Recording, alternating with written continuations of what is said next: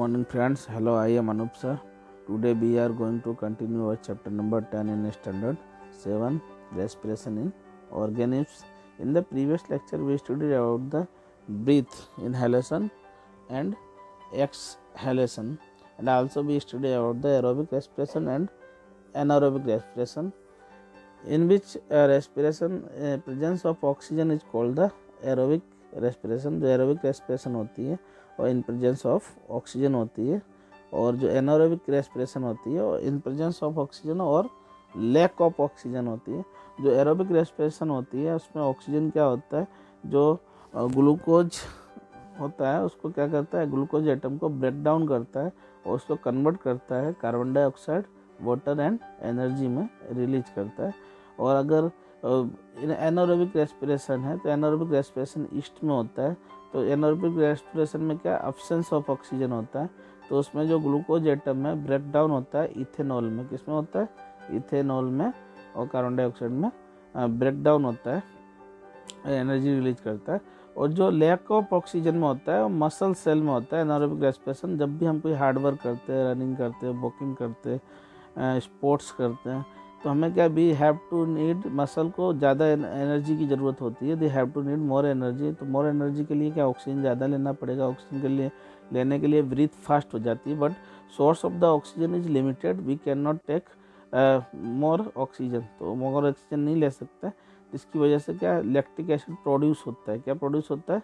Lack of oxygen में muscle cell में होता है, जिसमें लैक्टिक एसिड प्रोड्यूस होता है और एनर्जी गेन होती है। Now today's our topic is the how do we breathe. First of all the students, please subscribe our channel, because of all the information of your standard I give you in this channel. Subscribe this channel and like also this video if you like it. Now how do we breathe? Let's now learn about the mechanism. कि हम breathe कैसे करते हैं। Normally we take in air through the nostril. हम nostril से air लेते हैं, और एयर नोस्ट्रिल में क्या टिनी हेयर्स भी होते हैं दे, तो उसको फिल्टर करते हैं वो एयर को। नोस्ट्रिल हैव है tiny hairs. When we inhale air, air को इनहेल करते हैं, it passes through the nostril into the nasal cavity. Inhale किया तो नोस्ट्रिल से किस में गया? नसल कैविटी में एयर गया। From the nasal cavity at reach our lungs. Nasal cavity से किस में गया? लंग्स में गया। थ्रू द विंड पाइप, किसके थ्रू गया? विंड पाइप थ्रू गया। Okay. Lungs are present in the chest cavity. Lungs कहाँ होते हैं? चेस्ट कैविटी में होते हैं। This cavity is surrounded by the ribs. Lungs covered किससे होते हैं? रिब्स से लंग्स कवर्ड होते हैं। A large muscle seat is the called the diaphragm. जो मस्कल सीट बनती है, मस्कुलर सीट, उसको क्या बोलते हैं? Diaphragm. From the floor of the chest cavity, breathing involves the movement of the diaphragm and the rib cage. तो rib क्या covered करते हैं लंग्स को। During the inhalation the ribs moves and outwards and diaphragm moves down. Diaphragm move down होता है और ribs outwards होते हैं। This movement increase the space of our chest cavity. Chest cavity का स्पेस क्या होता है? इंक्रीज होता है। Air rushes into the lungs. Lungs में रस करती है air. The lungs get filled with the air. Lungs air से फिल हो जाते हैं। During the exhalation, during the exhalation क्या होता है? Ribs move down and the inverts the diaphragm upwards. Ribs move down हो जाते हैं, diaphragm moves up the upward in the former position. जो उसकी पोजीशन होती है उसमें आ जाता है। This reduce the size of the cavity chest. Chest cavity reduce हो जाती है size. Air is pushed out, air lungs से एयर क्या पुश्ड आउट कर दी। These movement in our body can be felt easily. Take two deep breath. Keep your palm on the abdomen. Abdomen पे अपने पेट पाम रखो, हथेली रखो। Feel the movement of the abdomen. Abdomen की मूवमेंट को फील करो। What do you find? After the having the learned that during the breathing there are changes in the size of the chest cavity, children got the involved in the chest expansion competition. तो chest expansion competition में child involve हो सकते हैं। Everyone watch the broadcasting see and the expand the it maximum how about doing the activity in the class with the classmates. तो we have to seen here it is the structure of the respiration system in human, how we have to seen here. It is a nasal passage, oral cavity, pharynx, trachea, lungs, ribs. What is the process? I explain you in brief. First of the nostril have a tiny hairs, so they filter the air. We take air from the nostril से किस में जाती है? नसल cavity में जाती है। नसल कैविटी से किस में? Wind pipe. ये क्या पूरी विंड पाइप है। विंड पाइप थ्रू किस में जाती है? लंग्स में जाती है। विंड पाइप थ्रू किस में जाती है? लंग्स में गई। ओके, लंग्स कवर्ड किससे? रिब्स से। Lung covered by ribs. Here it is a trachea. Here it is a cartilage of the rings. Here it is a cartilage of the rings. They are not given in our figure. तो जैसे ही आप air ले रहे हो, inhale कर रहे हो, तो इनहेल करने के बाद नोस्ट्रिल में एयर गई। नोस्ट्रिल में जो टिनी हेयर्स है, मकस है, तो उससे क्या एयर फिल्टर हुई। फिल्टर होके किस में गई? नसल कैविटी में गई। नसल कैविटी से ओरल कैविटी, ओरल कैविटी से जो विंड पाइप है, विंड पाइप थ्रू लंग्स में गई। अब लंग्स में जैसे ही जाती है तो लंग्स कवर्ड बाय किससे होता है? ट्रैकिया होती है। दिस जो that is called the phenomena is called the diaphragm. तो जैसे डायफ्राम होता है डाउनवर्ड्स होता है, और लंग्स क्या हो जाते हैं? अपवर्ड हो जाते हैं। They are covered by the ribs. और जो लंग्स है fill fill from the air, air से फिलफिल हो जाते हैं। जब आप एक्सेल करते हो तो डायफ्राम जो होता है उसकी स्टेशनरी स्टेट में आ जाता है, और जो लंग्स होते हैं वो डाउनवर्ड्स हो जाते हैं और एयर रिलीज करते हैं। That is the process of the breathing. I explain you in a brief. The air around us has the various type of the unwanted particles such as the smoke, dust, pollen, etc.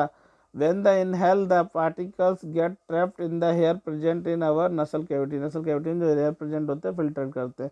However, sometimes these particles may get past the air in the nasal cavity. This may the irritate the lining of the cavity as the result which we sneeze. तो particles में चले जाते हैं, इसकी वजह से हमें क्या छींक आती है। Sneezing expels these foreign particles from the inhaled air. A dust free clean air enter our body. Okay, take care when you sneeze you should cover the nose so that is the foreign particles you expels are not inhaled by the other person. आपको sneeze आती है, जो particles हैं वो किसी other के respiration में ना जाए, इसकी वजह से इसको आप क्या कवर्ड करो। Covered your mouth and nose. Okay, you can do that activities also at your home. Activity 4 and 5, take a deep breath लो। Measure the size of the chest का साइज मेजर करो and measuring the tape the record your observation. measure the size of the chest again when expanded the indicate which classmates so that the maximum expansion of the chest। maximum expansion आपके chest का क्या होता है उसको note down करो। Activity 10.5, take a wide plastic बोतल लो। Remove the bottom, उसका बॉटम निकाल दो। ए वाई शेप्ड ग्लास और plastic tube make a hole in a lid so that the tube may passes through it to the fork and the tube fixed to the deflected balloons. Introduce the tube into the bottles as the shown. Now cap the bottle seal and make a airtight to open badge. The bottle tie a thin rubber and plastic sheets using the larger bend. Ribs move back, air forced out, ears drawn in। तो इसमें air fill up कर रहा है तो lungs क्या हो रहे हैं? एक्सपांड हो रहे हैं। ये एयर फोर्स आउट कर रहा है तो लंग्स या उसके सेम कंडीशन में जा रहे हैं, स्टेशनरी स्टेट। तो फर्स्ट ऑफ ईयर नोटिस करो, आप जो एक्सेल कर रहे हो, एक्सेलेशन और इनहेलेशन डिफरेंट साइज। जब एक्सेल कर रहे हो तो आपकी चेस्ट कितनी इंक्रीज हो रही है। ओके, और जब आप एक्सेल कर रहे हो तो सेम साइज में उसका क्या है, what is the difference, note down here.